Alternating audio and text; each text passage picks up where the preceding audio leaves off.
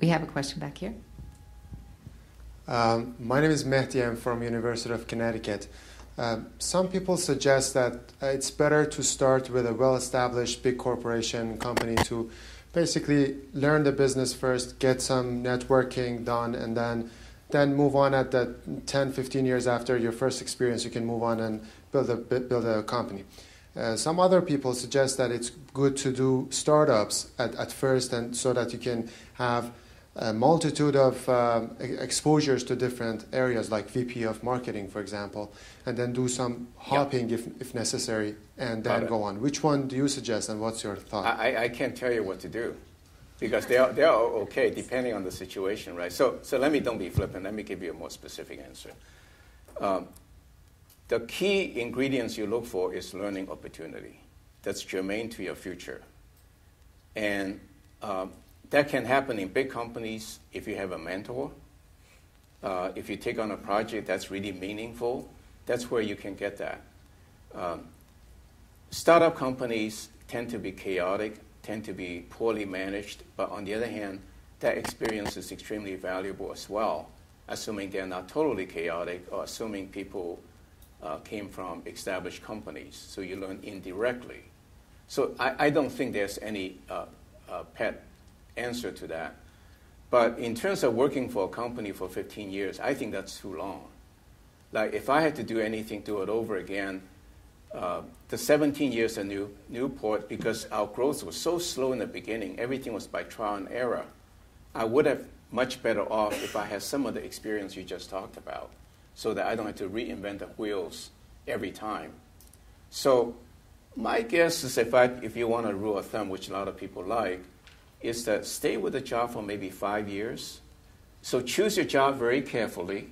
Don't just jump into it. Ask questions. People respect you for asking the tough questions. What kind of job am I going to be getting? What is the culture like? What kind of a learning opportunity do I have? Are there mentoring opportunities? So select a job very carefully and stick with it, good or bad. If you pick the wrong one, stick to it, because you don't want to be accused of job hopping. And not the least of the question is this startup company going to be viable? Tell me more about your financing and business model. Again, it's very tough, but people respect you for that. But I think 5 years is sort of the right timing. But on the other hand, if you're sort of like 3 years on one assignment, a responsibility, and then you see another 3 years, then you can stay for 10 years to get the round pieces. So I don't think there's any specific answers. Oh, thank you for your talk. I'm Yu from University of Notre Dame, and in my opinion, R&D is kind of must for technical. The what? I mean, R&D is a kind of must for a technical company. I mean, more or less. For technology company, yes. Yeah. Please correct me if I'm wrong. Yes. But I think the size of an R&D group is also a function of the size of a company, the opportunities in the market. I mean, how do you decide how much you would like to put into R&D when you organize a company? I can't answer the question. Again, it's very specific to the situation. What's the competitive environment? What projects that are worthy of doing? Because if you don't have a good project, don't waste money. I think there's having a budget and go spend it. That's wrong. It's just so many parameters. But I think having research and development is a necessary condition to success, but it's not a sufficient condition. You need all of the other pieces. Sometimes a product is not quite as good as somebody else's, but there are other business reasons why you sell the product, right? So yes, R&D is essential, but don't always just to the exclusion of some other buttons you can push. Every case is different, yeah.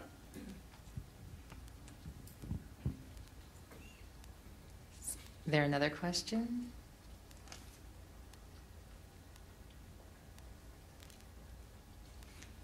No? Well, very shy group. I know. Oh, we have one over here. Yeah. Thank you for your talk. My name is Hongju. I'm come from the Central University, and I'm curious. From the what university?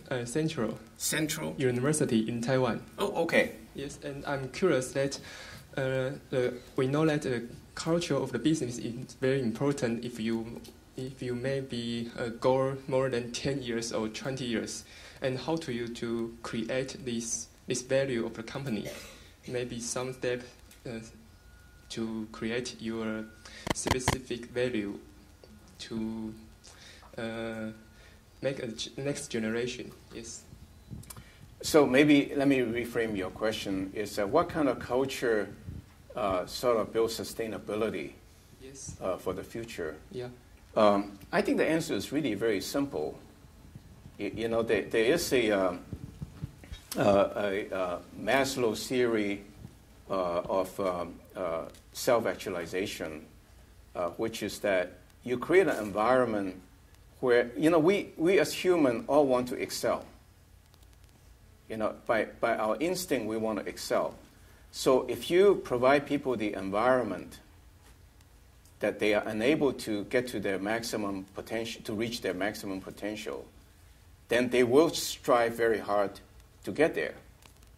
So that is the principle of the culture you want to build in your organization.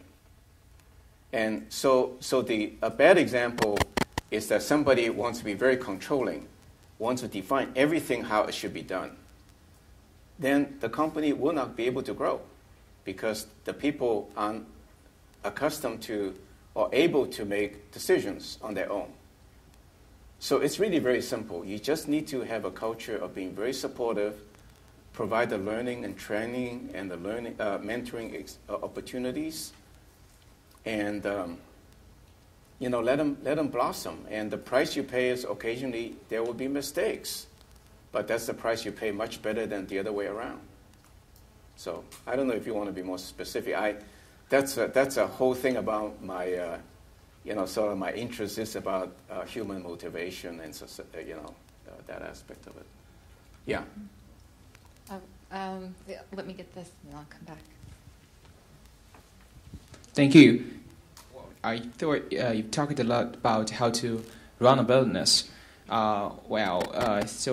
all of a sudden, I run into a word my supervisor once said. I'm from Zhejiang University, mainland in China. And my professor, Celine he once said, as research work, you should never think how to get money, because the money will come to find you if you focus most of your attention on your research work. So that's kind of a little bit interesting. So I would like to ask, what do you think that, for example, how we should think? We should pay most of our attention on the research work, or I should divide a certain part of attention to make a profit. Thank you. Well, my advice is to switch professors. Well, I think, to be quite honest, I think during the formative stage, it's really important to have good role models. Occasionally, I almost think like I behave like my old professors, because during that period, the influence is so strong. And so, you know, that's what was said, and that's also what was received. That may and may not be necessarily what he said, in the sense of what he meant.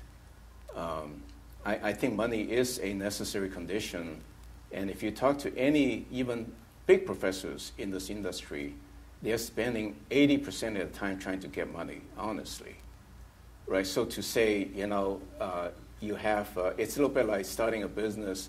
I have a good product and customer will come. That simply isn't true.